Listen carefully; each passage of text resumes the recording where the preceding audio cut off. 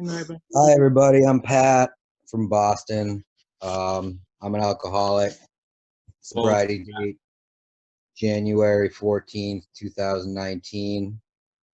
And yeah, that New Year's dance, I would have been a few weeks sober.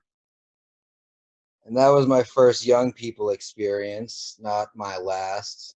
And I've had a blast getting involved, going to them. If you're new and don't know what I'm talking about, you'll hear a little more about it as I continue. But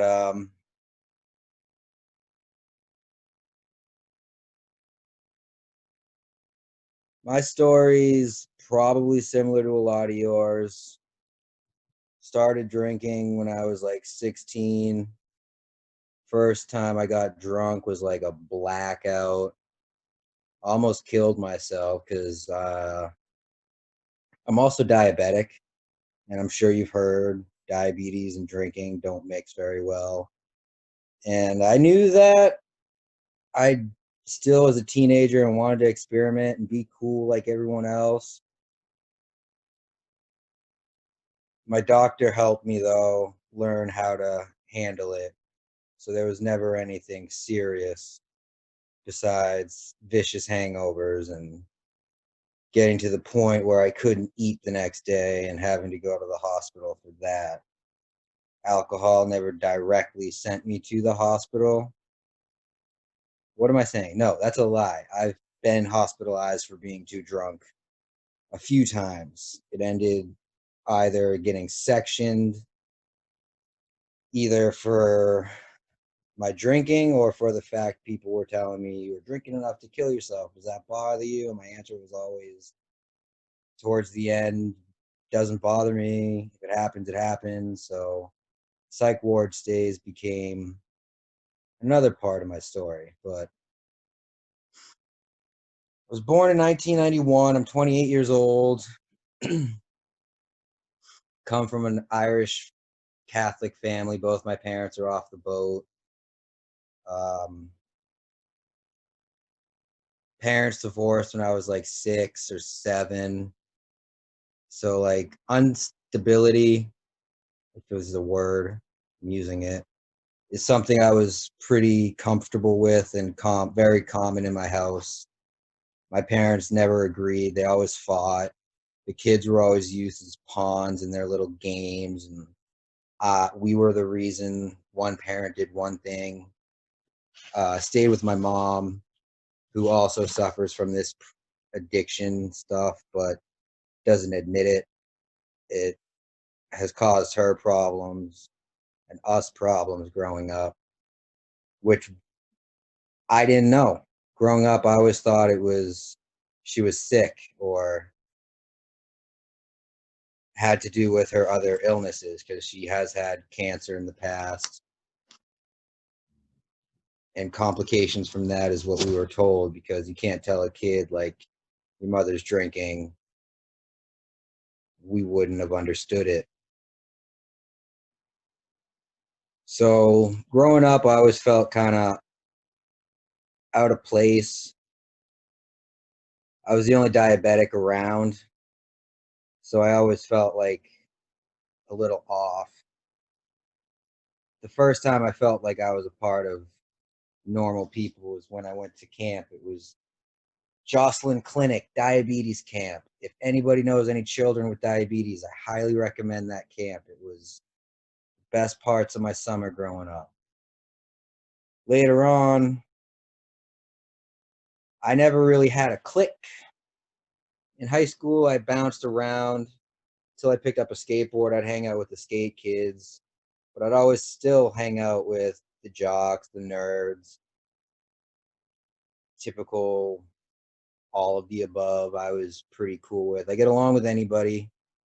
I'm a real friendly, sociable person, but man, once I found out like what alcohol does and everybody else was doing it, it became what I wanted to do every weekend. So in high school, being 16 and working with someone who would buy me liquor whenever I wanted, I became pretty damn popular. and got invited to all the older classes parties, started doing parties with my class, and I thought I drank like everyone else. I'd always end up being the drunkest at the party. I'd always end up being somebody's problem.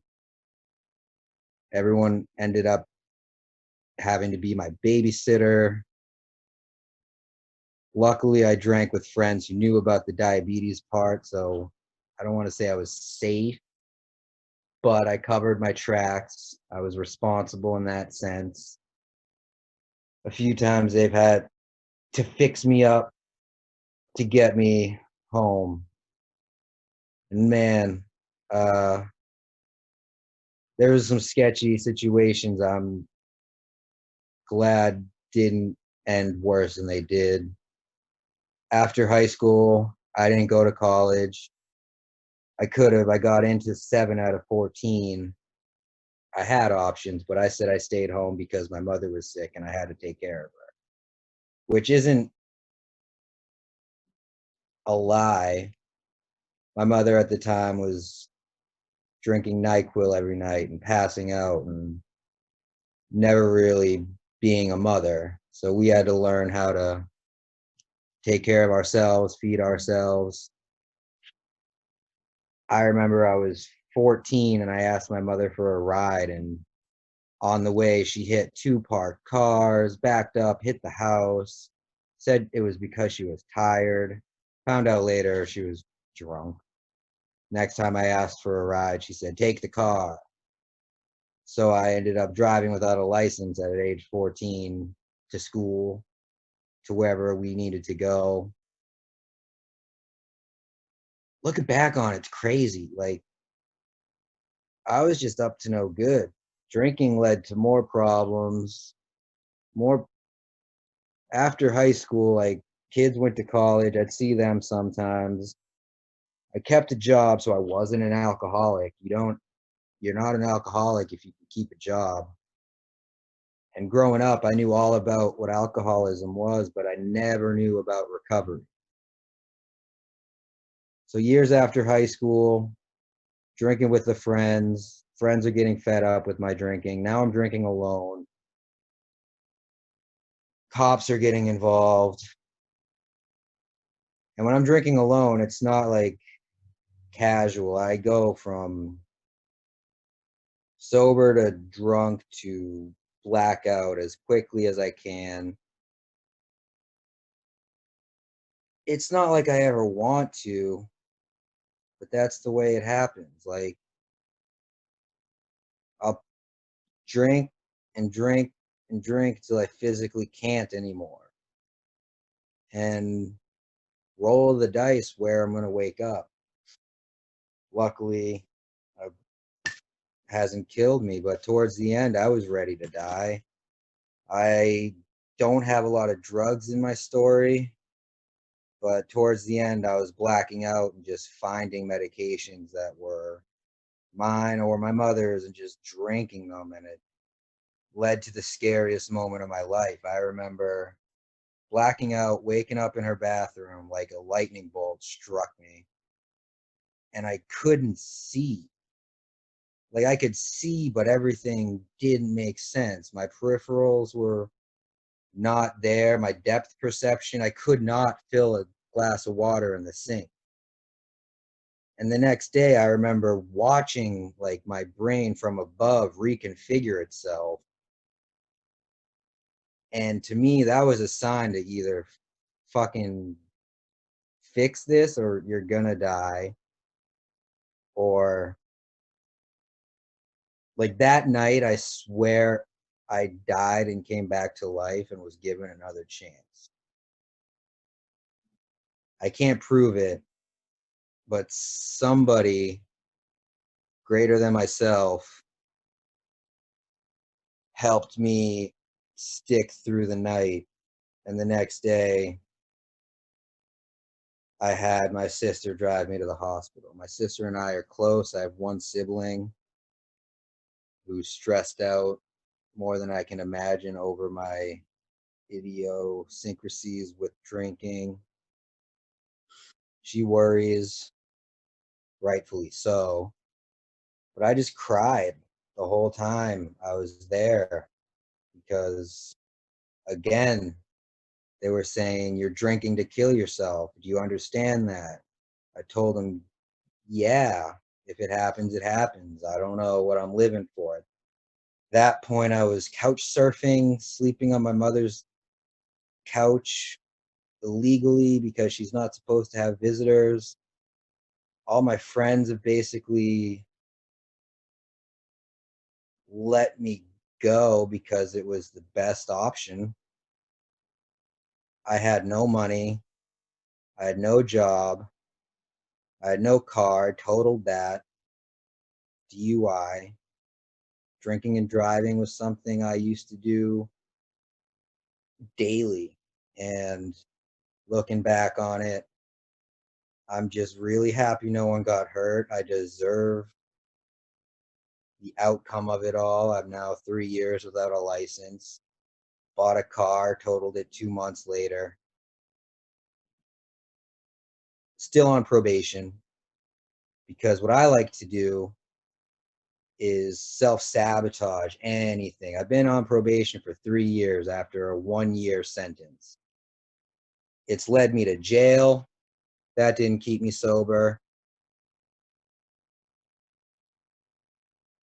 Every time I've gotten in trouble with the law, it started with a drink.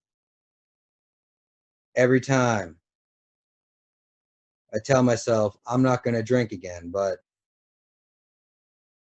a part of me just could not stop.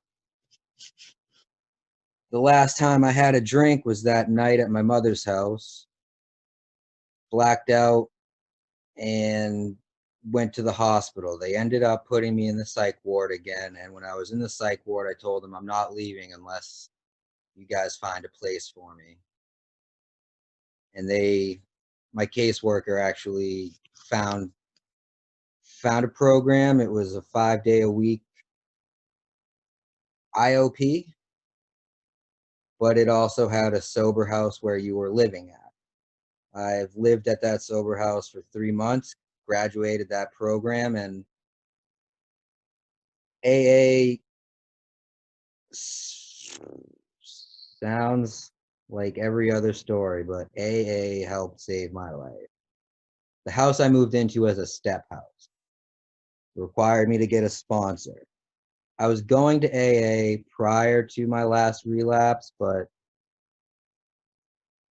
it was different this time. Like they say, you have a spiritual experience, which I didn't understand until the night of my last drink and the morning after. Like, I swear it was like some aliens were involved, or like I was putting my brain back together. I thought I broke my brain with all the pills I took. There was no way I was coming back from it. I was praying that I would. Not sure if I made a promise that I wouldn't drink anymore, but hoped for the best and let it go. Gave it to someone else. Um, so I got sober, started the program, graduated the program, got involved in AA, and just said yes to everything. So I'd go to meetings. They'd say, "Hey, this is happening. You want to go?" I don't know if I wanted to go, but I said, "Yeah, yes." So Eldon, that sober dance, don't can't say it was the greatest time for me. I'm not good at dancing, and doing it sober was something I've never really done. So it was a little uncomfortable. Speaking right now for me is uncomfortable. I have not spoken in front of people in a long time. But luckily, I get to just look at myself on my phone, so I'm not intimidated by looks coming back at me. Um, I got a sponsor. My sponsor, it's a funny story. I didn't ask him to be my sponsor. It was sort of I was match made with an older fella that saw me at a meeting, knew I was new.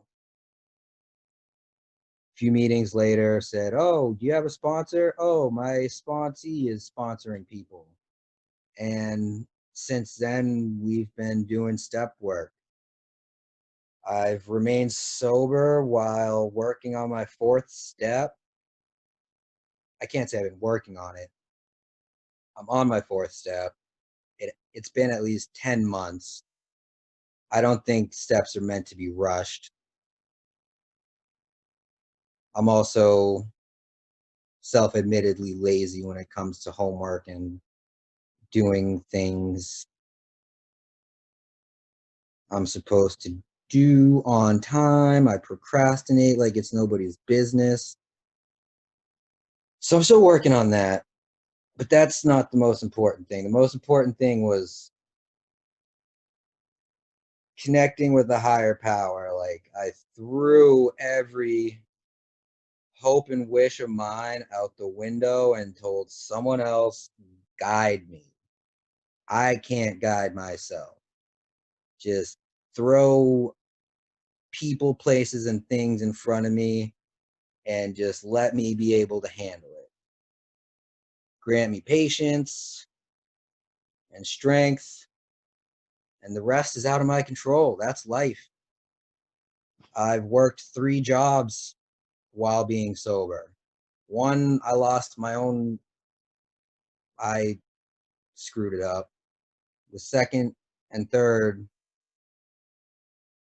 other issues occurred. Life happens. I'm still employed, but thanks to COVID-19, I'm not. So I've met a lot of cool people in AA. Like all my friends I'd say right now are sober. There's a select few of like the kids in the neighborhood that I grew up with that I still stay in contact with, and they're happy I'm sober. And I have no shame in it. Like people will ask me all the time, like, do you drink? It's come up. I skateboard. If you can't tell, like my background is just all posters of skate shit. So go to the skate park, there's kids drinking. Yo, you want a beer? No, I'm good. Am I tempted? Not really. Sometimes, but then I'll just think of what's going to happen, what's at risk. I like myself enough right now to not throw what I have down the drain. And that took a lot of work. Yes, AA, but also therapy. My mental health, I suffer from depression. That's been an ongoing issue from before I started drinking. And it was something I did not address while I was drinking because drinking, I thought, solved it. And if anyone can agree or if anyone can relate, knows that that is just a dirty cycle that spirals down and down. And I dug myself out of that hole. And I'm proud of myself today for the first time in 28 years. I remember going to my first conference. A buddy of mine in AA that I went to high school with and used to party with, he's been sober 6 or 7 years, found out somehow that I was getting sober, probably because of all the cheesy stuff I put on Facebook nowadays, like, yes, I'm grateful for this, that, and the other, or blessed, hashtag sober. I'm not afraid to admit that I'm sober, and I don't think it's something you should hide. I want the world to know because drunk me is a shitty me, and a shitty me is no fun to be around. I never want the world to see that side of me again. So, an AA meeting was what I was told we were going to, but it was going to be a little different. Sure, like I said, yes. Yes to all things regarding AA. You want to go to a meeting? Yep. You want to little did I know it was a conference, and little did I know I was going to have like the craziest, best, funnest sober weekend that I've had ever. Trying to find out what conference it was. Nah. Also, if you go to conferences, you get lanyards. I have a collection of lanyards now that I'm pretty proud of, and I can't wait to continue to grow them. But the meeting was awesome. The conference was awesome. Someone I knew from AA was there and offered me to spend the night in their room because I went not knowing what it was. I didn't have any plans to stay the weekend, but someone offered me a place to sleep. I stayed the weekend. I made a bunch of friends, and everybody was sober. I heard some of the best speakers I've ever heard. The dances were crazy. I actually danced. The first dance I went to sober, walked around awkward. The second dance, through my whatever, be awkward. Who cares? Because I used to care too much. Now I'm just doing me, and hopefully people enjoy it. I'm not going to be fake to you. I'm not going to say it's easy. It's hard. I have difficult days. I have good days, bad days, no days. I'll take a 36-hour nap. That's something I'm working on. Don't stop working on yourself because you are worth it. I'm telling you, and I want you to believe it, because for the longest time, people were telling me, and I didn't believe it. Gone to a few more conferences, and through that, I met some people that invited me to join a bid. I'm like, what's a bid? But yep, I'll join that. So right now we're, I believe, looking for Greater Boston to host a conference. I forget which conference. I'm really good at forgetting stuff. um, I'm running low on time. Good. I can't believe I spoke for that long and didn't run out of things to say. I can talk forever about myself. Like lately, I've been telling myself, like, man, I really need an ego boost. But then I had to like simmer down and talk about stay humble. You're not the king of the world. I humble myself daily by doing little things without people knowing, like picking up after people. I'm still living in a sober house. Don't ever look down on living in a sober house. It's partially necessary because my probation tells me to, but regardless, like being on probation is so easy. They want me to go to AA and live in a sober house and have a job. And if I wasn't on probation, I would do all those things. Nobody is making me go to AA. These Zoom meetings, I'm not going to lie, I'm sick of them. I can't wait for AA to come back into live action. And Eldon mentioned Friday Night Young People. I don't know what's going on with that meeting. It is not on Zoom. I have not talked to any of the other members of that group. Who knows what's happening with that? But that was my favorite group. That's where I got sober. Every Friday I'd look forward to it because we'd go out, the meeting would be good, and then we'd go out to eat and hang out. Because if you're sober, you can hang out. I started falling back in love with my first love, which was skateboarding. When I was in 7th grade, I started, and it was an everyday thing for a very long time. And then drinking happened, and then skating stopped because the way I drink, I cannot skate. I don't want to. I just want to drink, period. So that's been awesome. I've met some friends in the program who skate. I've met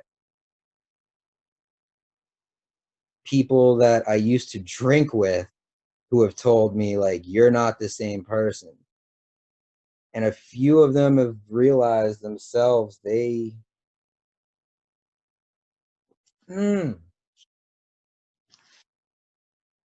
need they need some help themselves. I don't know if it was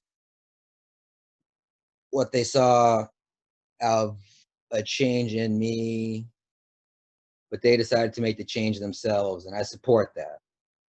Support whatever you do. That's not true. No.